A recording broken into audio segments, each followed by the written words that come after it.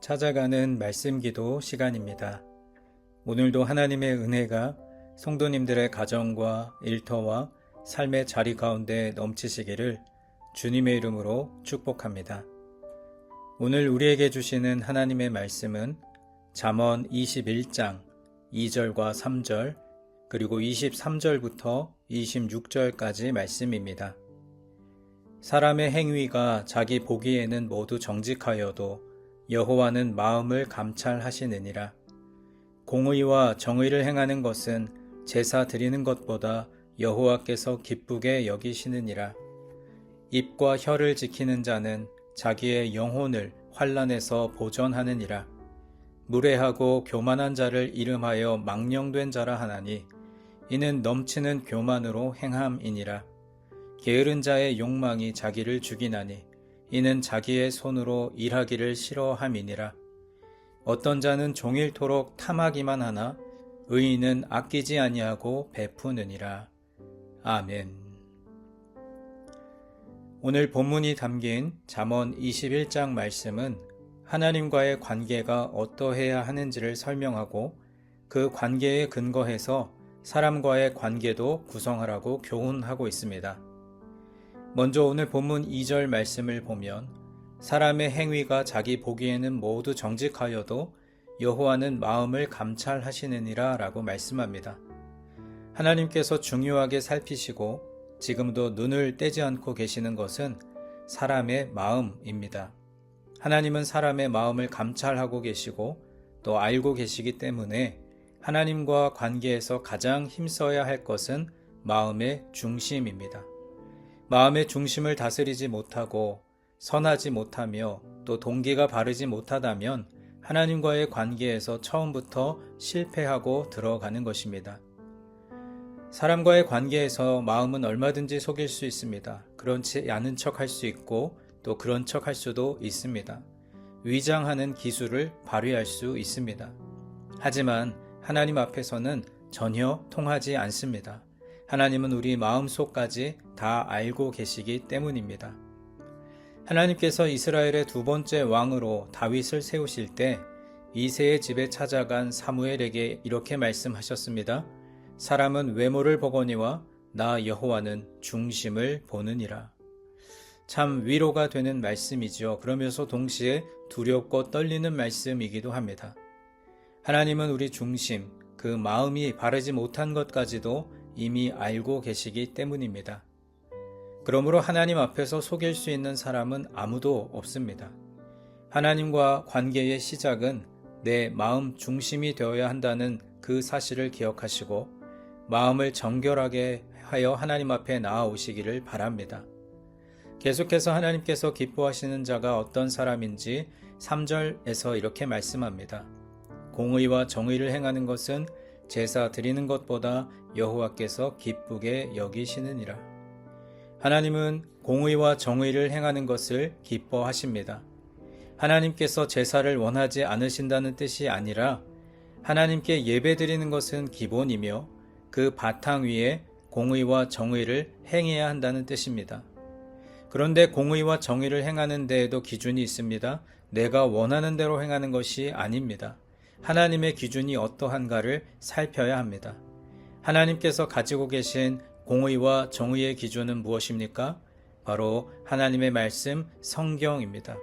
성경 말씀에 근거해서 하나님께서 어떤 공의와 정의를 원하시는지 살피고 행해야 합니다.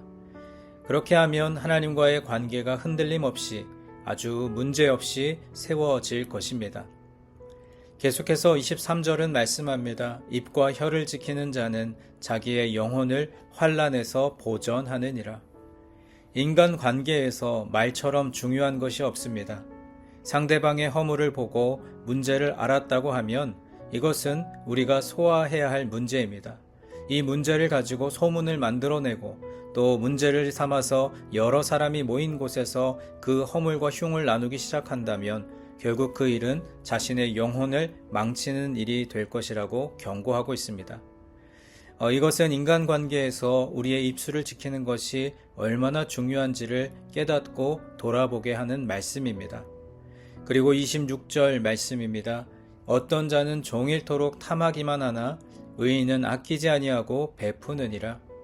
사람과의 관계에 있어서 또 한 가지 중요한 것은 베푸는 손길입니다.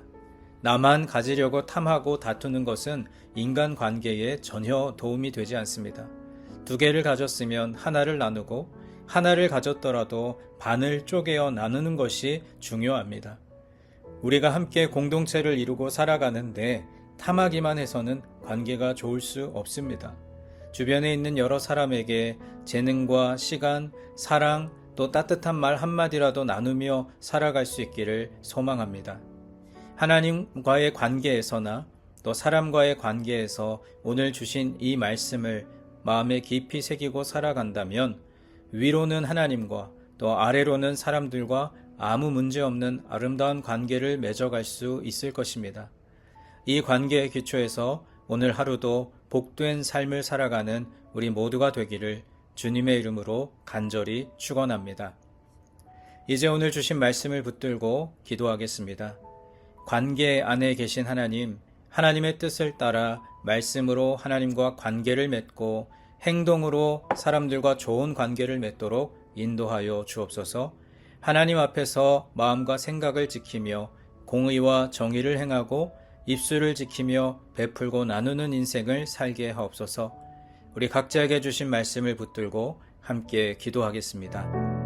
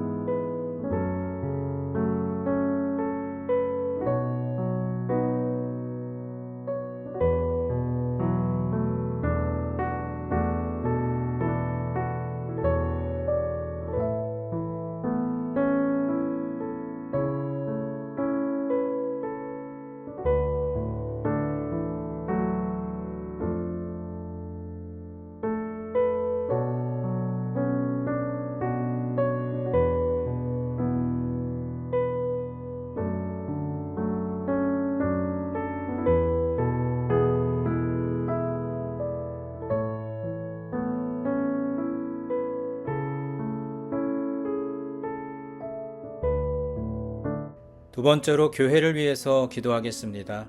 교회 공동체가 주님께서 예비하신 새 땅으로 가는 광야의 여정을 통과하고 있는데 사람의 생각과 방법이 아니라 하나님의 뜻에 순종하며 나아가는 과정 속에 교우들의 마음이 하나 되게 하옵소서. 우리 교회와 교우들을 위해 함께 기도하겠습니다.